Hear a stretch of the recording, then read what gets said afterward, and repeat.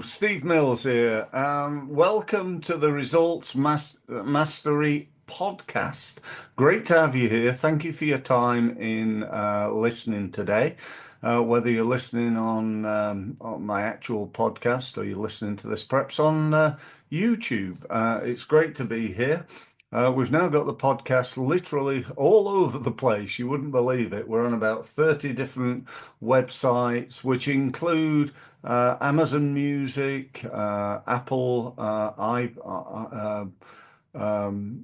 podcasts, and so on and so forth. So we're getting phenomenal amount of views, listens, should I say, and yeah, it's going great, getting thousands and thousands of people for each episode. So thank you for being here, and I do appreciate your time.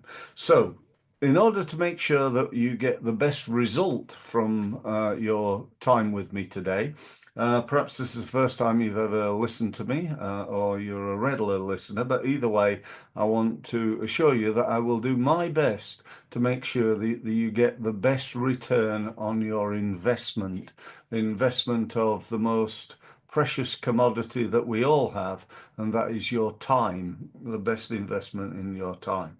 Now, I was recently asked by a client, how do we increase income in the next 6 months? And we just literally got off a call with that client talking about what I think they should do. And we came up with several things that were, definitely opportunities, shall we say. And what I thought I'd do in this podcast is sort of talk about the same thing, not talk about that client, but just to talk about how you can increase your income in the next month, the next 3 months, the next 6 months. And I got some thoughts that I think would make a real difference in your business, assuming, and this is a big assumption, that you take action, because that's what's going to get results. It's no use joining the gym, and not going down there, which I know a lot of people do. Some of you know I play table tennis, and the people who are successful at table tennis are the people that go and practice more than once a week. And so it is with marketing. You need to get yourself down to the marketing gym to improve your knowledge, to improve what you do. I've always loved a guy. Let me just reach over for this. There's a fantastic book. Those of you watching on video will be able to see that. It's got a great title, hasn't it? The Road Less Stupid. It's by a guy called Keith J. Cunningham. And one of the things that he's fairly famous for, or I certainly remember him for, is a saying that goes like this: if you want a better business, you've got to become a better business owner. And I'm going to add to that, really, or add my own take on it, and that is this: if you want to grow your business, you've got to become better at doing the things that grow your business. That just makes sense. And there are only two ways of growing a business. We all know that. And specifically, I'm talking about growing a profit in a business, because that's what business is all about. It's about making profit. There are only two ways of doing that. The first way is to reduce costs, and the second is to increase sales. It's as simple as that. Now, you can reduce costs today. You can go and save some money somewhere. You can reduce something. You can turn the lights out, and that'll help you reduce costs, maybe only by a little bit, but it all adds together. So we can reduce costs, but for real, growth, significant income, you can work on increasing sales. And in truth, you could probably increase sales to whatever you want. If you want to be, a global multi-billion pound business, perhaps you can do that. Perhaps you don't want to do that, and you just like to go from, 100,000 to 2 or 300,000, or from 300,000 to 1 million, or whatever it is you want, really. I'm not here to tell you what you should be doing. I'm here to say, if you're keen on improving your sales and marketing results because you'd like to create more money, more profit, more success in your business, then here's some ideas. So let me kick off, if I may. So the first thing I'm going to say is rather than me going, right, well, try this and try that and try something else, I'm going to say, work on improving what you're already doing. I know that might be, I've heard that before, Steve, but there's one thing hearing it and it's another thing actually doing it. So I want you to work on this. So what have you got right now? Well, you've probably got a website. So you need to go and work on your website. Most websites are pretty dormant. Nothing ever happens. People don't do anything with it. I see people all the time, and the last blog they did was in 2023. I mean, give me a break. That ain't going to get you anywhere. So go and work on your website. Go and work on getting more traffic to your website, getting more people to look at it, and then improving the conversion rate of that website, because they're the two things that really matter. So go and work on that. Then go and work on your email marketing. Now, if you're not doing email marketing, then why the hell not? I don't understand that. And if you're in the camp that says email doesn't work anymore, nobody's reading email, then quite simply, you are wrong. That is not the case. I know people who are making millions of pounds a month from email marketing. So, that is not the case. So you need to be, there's nothing more important, I don't think, than keeping in touch with your current customers, your prospects, and the people that you know. And that is really, really important. And email marketing is a great way of doing that. Then you look at your social media. You've got to improve the way you do LinkedIn, the way you do Twitter, the way you do Facebook, the way you do Instagram, the way you do TikTok, the way you do YouTube. And I know you're probably thinking, oh, this is too much, Steve, all these things. I never said success was going to be easy, did I? What I said was that you need to be constantly looking at improving. Right now, let me be clear on this. You don't have to do everything all at once. You might go, do you know what? I've got 6 months. Month one, I'm going to sort my website out. Month two, I'm going to become better at email marketing. Month three, we're going to focus on social media. You with me? So, that's the format really. I mean, ideally, I'd start them all at the same time and improve them a little bit as you go along. But there's definitely an argument that says, focus on one thing, get good at it, and then focus on the next thing, and then the next thing, then the next thing. So I'll leave you to contemplate how you're going to move that forward. So get better at each and every element of everything that you're doing. Okay, so if you're doing networking, get better at networking. If you're doing exhibiting, get better at exhibiting. Work on raising your standards, raise your game. You don't want to be the same as everybody else. You want to be better, because most people have pretty rubbish marketing results. That's why 80% of businesses go bust within the first 5 years. It's lack of sales. It's not poor cash flow. It's not poor understanding of finances, although that's a factor without a doubt. But the number one reason is lack of sales. If you sell enough, you can get somebody to manage your cash flow. You can pay them for doing it. But if you don't sell enough, you can't. It's as simple as that.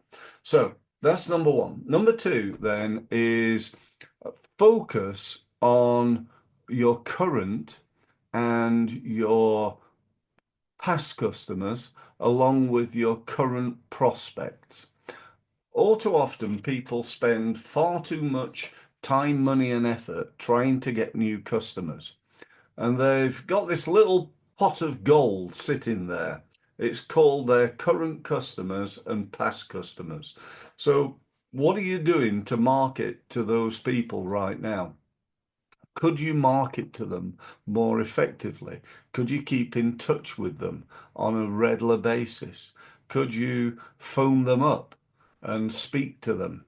People who've just, for whatever reason, have migrated into the past and are no longer contacts of yours, that you could potentially start communicating with. So that's the next phase. I want you to think about the three ways of growing a business are getting more customers, increasing the average transaction value, and increasing the frequency of repurchase. And number one, getting more customers is the most expensive and the most difficult thing to do.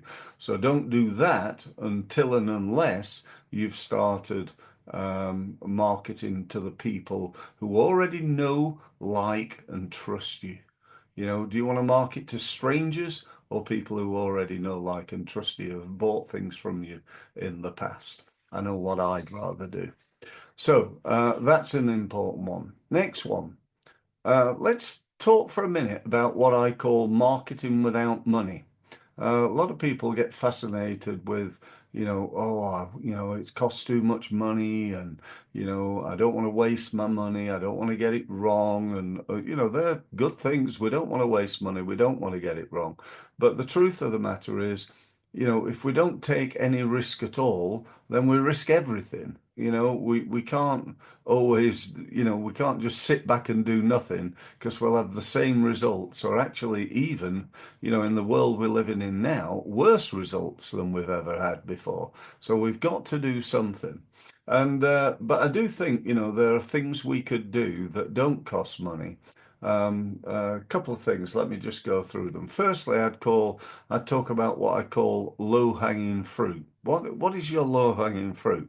Your low-hanging fruit are things like the leads that you've not really followed up on, the past customers that you've not spoken to for a while, the networking contacts that you could potentially win business from, the the inquiries that came in 6 months ago and nothing's ever happened to them. All those types of things. So there might not be a fortune there, but again, there's a small pot of gold that is just waiting for you to ask for it. If you manage to convert 1 in 5 of those and into some form of customer, that could make a massive difference to your business. The next one is referral. A lot of people tell me that, they still win a significant amount of their business from referral, from word of mouth. And I said, well, on one hand, that's great. On the other hand, it's showing that, your rest of your marketing is not really working. If people very proudly tell me that 80% of our business is coming from referral, and then I say, well, what about everything else? Why is that not working? They say, well, we don't really do anything else. We just rely on referral. Well, that's one way of doing it, but that's only going to get you so far. When I then ask them, do you have a referral system? Do you proactively ask for referrals? Do you incentivize people for referring business to you? Do you have multiple ways, multiple channels, multiple strategies of winning testimonials, winning referrals from current customers, winning referrals from people that you know? When I say referrals, I'm talking about word of mouth. Yeah, that's the other way of the other expression for referrals is word of mouth. And people go, well, no, not really. We just do a good job and people recommend us. Well, the truth of that matter is that two things. Firstly, if you do a good job, which hopefully you do, because if you don't, you'll get a different kind of referral, one that you wouldn't want, where people say, don't buy from that person because they're terrible service.